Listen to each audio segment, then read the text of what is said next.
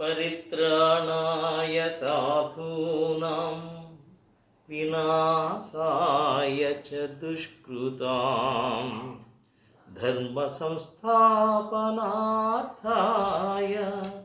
సంభవామి యుగే యుగే సంభవామి యుగే యుగే.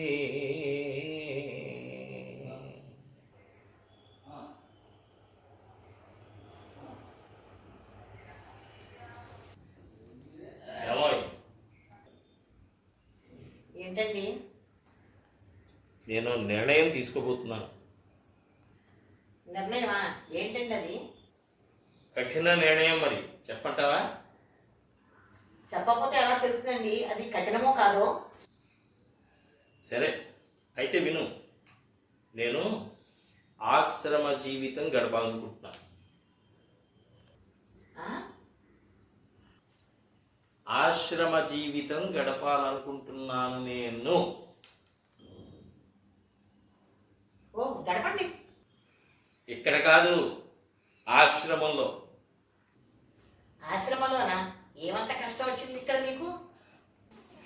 కష్టమని కాదయ్యా, ఏమిటో ఆలోచిస్తుంటే జీవితానికి ఓ అర్థం పరమార్థం ఉండాలంటారు కదా పెద్దలు.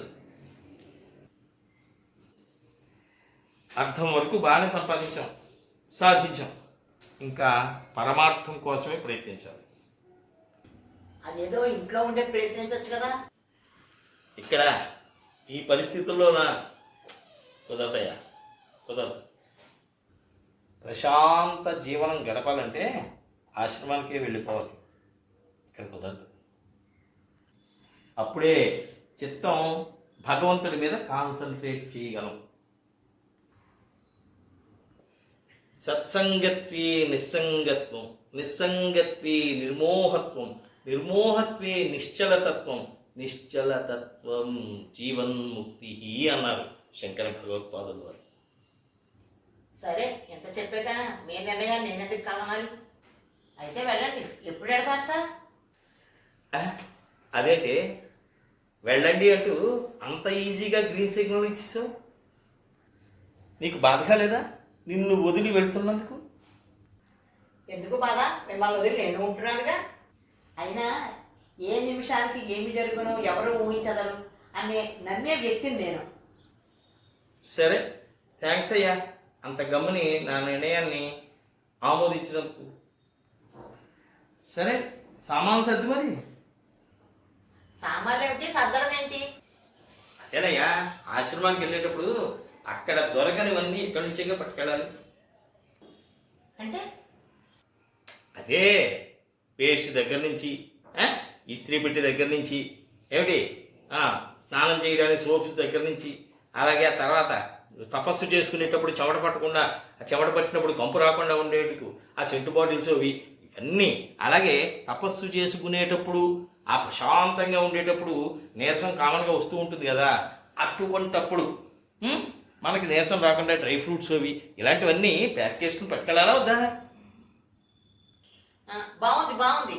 మీరు గడపాలనుకుంటున్నది ఆశ్రమ జీవితమేనా, ఇంకేమిటేమన్నా?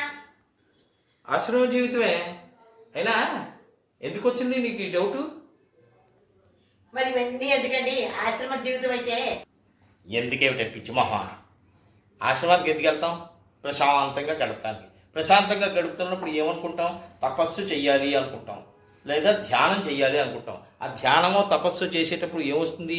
ఏకాగ్రతగా కూర్చోవాల్సి వస్తుంది. అప్పుడు ఏమొస్తుంది? నీరసం వస్తుంది. ఆ నీరసం రాకుండా మనం వేళ పట్టున ఏదో ఒకటి తింటూ, ఏంటి బలమైన ఫుడ్డు, అలాగే మంచి ఈ కూల్ డ్రింక్సో లేకపోతే మంచి ఎనర్జీ ఇచ్చేటువంటి ఎనర్జీ డ్రింక్సో తాగుతూ అలా తపస్సు చేస్తే అప్పుడు మనకి కలిగేది మోక్షం. ఇంతకీ మీరు ఇవన్నీ తీసుకెళ్ళి మోక్షం కోసమా? అవును, మరి ఇంకా దేనికి అనుకుంటున్నావు ఏంటి? అదే దేనికో అర్థం కాక అడిగేయాలండి. అవును, నాకు ఒకటి క్లారిఫికేషన్ ఇయ్యి. ఇప్పుడు అక్కడ వెళ్ళిన తర్వాత ఏదో గాలిలో దీపం పెట్టినట్టు గాలిలోనో చెట్టు కింద కూర్చోలేం కదా. ఆ చెట్టు మీద నుంచి ఏ పెట్టో రెట్టేయచ్చు, లేకపోతే ఏ కొమ్మో విరిగి పడవచ్చు, తపస్సు భద్రం అవ్వచ్చు. అందుకని ఒక చిన్నపాటి ఏదో ఒక రూమ్ కనుక కన్స్ట్రక్ట్ చేసుకోవడం జరిగింది అనుకో, ఆ రూములో కూర్చుని తపస్సు చేసుకుంటున్నప్పుడు కొంచెం కూల్గా ప్రశాంతంగా ఉండాలి అంటే ఏసీ ఉండాలి కదా. ఆ ఏసీ మామూలు ఏసీ ఏదైనా అంటే మిట్సుబి కంపెనీ ఉంది చూడు, జపాన్ వాళ్ళది, అది బెటర్ అంటావా లేకపోతే మన ఇండియన్ కంపెనీస్ బెటర్ అంటావా చెప్పు? అవును, వీటన్నిటితో పాటు చల్లగా ఉండడానికి ఫ్రిడ్జ్ను, వేడి చేసుకోవడానికి ఒక ఓవెను అవసరమేమో. బాగా గుర్తు చేసావయ్యా. అవును, ఇప్పుడు మళ్ళీ గుర్తొచ్చింది. ఇప్పుడు గోచీలు అంగోస్త్రాలు అవి కొంచెం ఉతుక్కోవాలంటే మామూలుగా ఉతుక్కోవడం కొంచెం కష్టం కదా. దీంతోపాటు వాషింగ్ మెషిన్ కూడా ఉంటే చాలా బెటర్. ఏ మెషినో అది కూడా నువ్వే సెలెక్ట్ చేయాలి. అవును, మీరు ఇప్పుడు గడపాలనుకుంటుంది సన్యాసి జీవితమా లేక ఇప్పటిదాకా గడిపిన సన్యాసి జీవితమా? ఏం మాట్లాడుతున్నావు? సన్యాసి జీవితమే. మరి అలాంటప్పుడు ఇవన్నీ ఎందుకండి? గొప్పగా చెప్పు. నేనేమన్నా పెద్ద పెద్ద విలాసాలు అడిగానా? సౌకర్యాలు. ఎందుకంటే సౌకర్యవంతంగా లేకపోతే తపస్సుకి భంగం కలిగే రీతిలో ఉంటే మోక్షం ఎన్నాళ్ళకి వస్తుంది కనుక. అవును, నాకు తెలియకడుగుతాను. ఇప్పుడు ఇవన్నీ వస్తువులు పట్టుకెళ్తాం. ఎక్కడంటే సిటీల్లో సర్వీసింగ్ చేసేవాళ్ళు ఉంటారు, వస్తారు. మరి అక్కడికి ఆశ్రమానికి వస్తారంటావా? వస్తారు. ఇక్కడికి రాకపోయినా స్వర్గానికి వెళ్తారు కదా మీరు, అక్కడ ఉంటారు టెక్నీషియన్స్, అక్కడ ఉంటారు నేను అక్కడ వస్తారు. ఏమిటో ఓ మంచి పని చేద్దాం అనుకుంటే, తపస్సు చేసి మోక్ష సాధన కోసం ప్రయత్నించాలంటే ఎన్ని అడ్డంకులు చూడు, ఎన్ని ఆలోచనలు చూడు బుర్రలో. అవును, ఇప్పుడు సపోజ్ అక్కడికి వెళ్తాం, వెళ్ళిన తర్వాత మన డబ్బులు అయిపోతే మన అకౌంట్లో ఏదో ఏటీఎంలోంచి అది తీసుకోవాలంటే ఉంటాయి ఎందుకుండవు? మీరు వెళ్ళాలన్న ఆశ్రమం ఏ రజనీతో అయితే ఉంటాయి తప్ప. సెపరేట్ బ్యాంకు, సెపరేట్ కరెన్సీ ఉన్నా ఆశ్చర్యపోనక్కర్లేదు. నిజమేలే, నువ్వు చెప్పింది కరెక్టే. కానీ ఏమిటో ఇన్ని సౌకర్యాలు అక్కడ పెట్టుకున్నా ముక్కు మూసుకుని ఆ గంటల తరబడి కూర్చొని తపస్సు చేసుకోవడం అనేది కొంచెం కష్టమేమో అనిపిస్తుంది. ఏమంటావు? కష్టం అన్నారా? అయినా నాకు తెలియకడుగుతాను, మీరు ఎందుకు ఆశ్రమ జీవితం గడపాలనుకుంటున్నారు? ఏమో, ఎందుకో ఈ సంసార జీవితం మీద విరక్తి కలుగుతుంది. తోలు తిత్తిది తిత్తులు 9 తుస్సుమంట కాయం తెలుసుకో ఉపాయం అన్నది గుర్తొస్తుంటే ఒక్కొక్కసారి నిజమే. జీవితం అంతా తాపత్రయాలతోనూ, డబ్బు సంపాదనతోనూ, లేకపోతే నీ మీద నేను, నా మీద నువ్వు ప్రేమను కురిపించుకోవడంలోనూ, మన ఇద్దరం కలిసి మన పిల్లల మీద వాళ్ళ జంజాటాలకు సంబంధించి మనం బాధపడటం, ఆనందపడటం, సంతోషపడటం, ఇట్లాంటి వాటిల్లోనే మన జీవితం అంతా ఖర్చు చేసేసాం కదా. ఇంకా మనం భగవత్ చింతన మీదకి ఎప్పుడు దృష్టి వెళుతోంది అన్న కోణంలో ఆలోచిస్తుంటే నాకు మన ఈ గృహస్థు జీవితం పనికిరాదు, ఆశ్రమ జీవితమే బెటరు అన్న ఆలోచన వచ్చి ఈ నిర్ణయానికి వస్తున్నానయ్యా. ఆ మాటకు వస్తే సన్యాసి జీవితమే గడపక్కర్లేదు, ఆశ్రమాల్లోనే ఉండక్కర్లేదు, ముక్కు మూసు తపస్సు చేసుకోక్కర్లేదు, గృహస్థులుగా ఉంటూనే ధ్యానం, యోగం చేయొచ్చు, తద్వారా మోక్షాన్ని కూడా పొందొచ్చు. నువ్వు అన్ని చెప్పాక నాకు అదే నిజం అనిపిస్తుంది. అందుకే చూడు, ఫస్ట్నే నా నిర్ణయం సరైనదా కాదా అని నిన్నే అడిగాను. ఎందుకు అడిగానంట? అదే మరి. ఇంతకీ నా నిర్ణయం మంచిదా కాదా? ఏ నిర్ణయం? అదే రోయ్, నేను ఇప్పుడే మార్చుకున్న నిర్ణయం. గృహస్థుగా ఉంటూనే ఆశ్రమ జీవితంలో గడిపే మునులు, యోగులు, త్యాగులు చేసేటువంటి తపస్సుని మనం ఇక్కడ చెయ్యొచ్చు, తద్వారా మోక్షాన్ని పొందొచ్చు అనేటువంటి నిర్ణయం. 100% మంచిది. ఆ మాటకు వస్తే మీరు మామూలు వ్యక్తుల మహాపురుషులు. నువ్వు ఇలా మహాపురుషులు, యోగులు, త్యాగులు, ఋషులు అనేటప్పటికీ నాకు మళ్ళీ అక్కడికి వెళ్ళాలనిపిస్తుంది. అవును, అక్కడ ఏమైనా కొంచెం చలి ప్రదేశం కదా అది, అక్కడ మరి చలి లేకుండా ఉండటానికి కొంచెం దుప్పట్లు, రగ్గులు అవి కూడా పోనీ సత్తే. ఏమిటి నిమిషానికి ఒకసారి మీరు నిర్ణయాలు మార్చేసుకుంటున్నారు? అదేనయ్యా చంచలత్వం, కోతి స్వభావం మనిషిది అంటారు. ఎందుకంటే మనిషి కోతిలోంచే కదా పుట్టాడు. అందుకని ఏమిటో అట ఇట ఇట అట అని తీర్చుకోలేకపోతున్నాను. కానీ అటేనయ్యా, అటే. సరే, మీ నిర్ణయానికి నేనెందుకు కాదంటాను? ప్రొసీడ్. అయితే మరి ఇక్కడి నుంచి అక్కడి వరకు నడుచుకుంటూ వెళ్ళటమో ట్రైనో అవి అయితే లేట్ అవుతాయి కదా.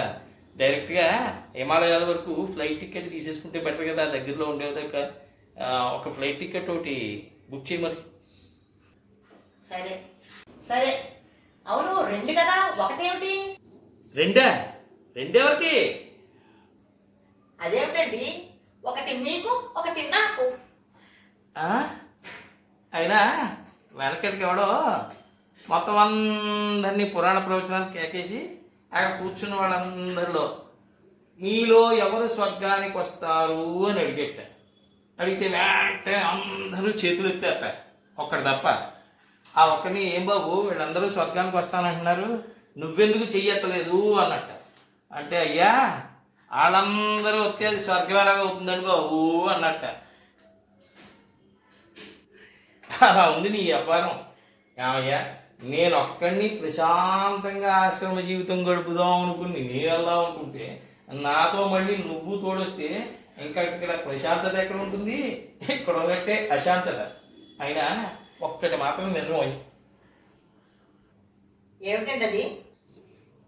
ఏముంది, ఎక్కడికో వెళ్ళిపోయి ముక్కు మూసుకుని తపస్సు చేసుకుని ఏదో ఆ తపస్సు ద్వారా మోక్షాన్ని పొందుదాం అనుకునే కన్నా ఇక్కడే ఉంటూ మన చుట్టుపక్కల ఉన్న వాళ్ళల్లో ఎవరైనా లేని వాళ్ళు కానీ, కష్టాల్లో ఉన్నవాళ్ళు కానీ, బాధల్లో ఉన్నవాళ్ళు కానీ ఉంటే వాళ్ళందరికీ సాయం చేయటం ద్వారా దేవుణ్ణి అందులో చూసుకోవడం మంచిది అని అనిపిస్తుంది.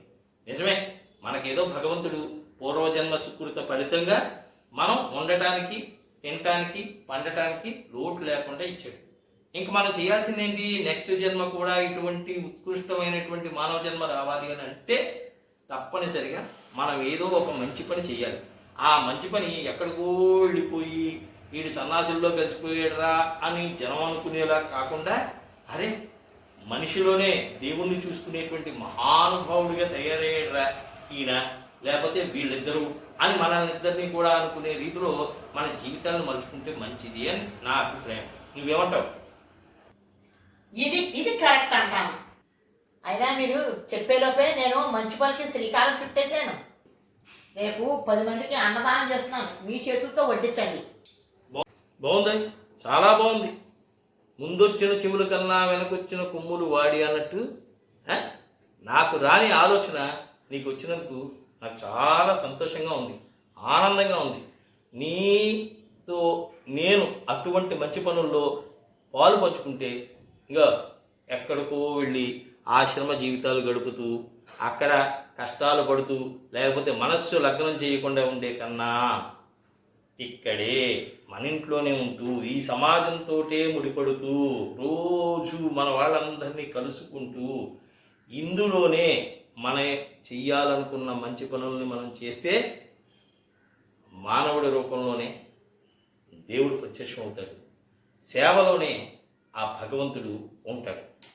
అంతే కదా? ఓకే. అయినా గృహమే కదా స్వర్గసీమ అన్నారు పెద్దలు. గృహాన్నే స్వర్గసీమగా మార్చుకుందాం. మార్చుకుందాం. నా నిర్ణయాన్ని ఆశ్రమ జీవితం నుంచి గృహస్థు జీవితానికి ఎలా మార్చుకున్నానో అలాగే మార్చుకుందాం. సరే, ముందు అన్నదానానికి కావాల్సిన సరుకులు తీసుకురండి. అందుకే అన్నారు, ఇది తుష్టుమంట కాయం తెలుసుకో అపాయం.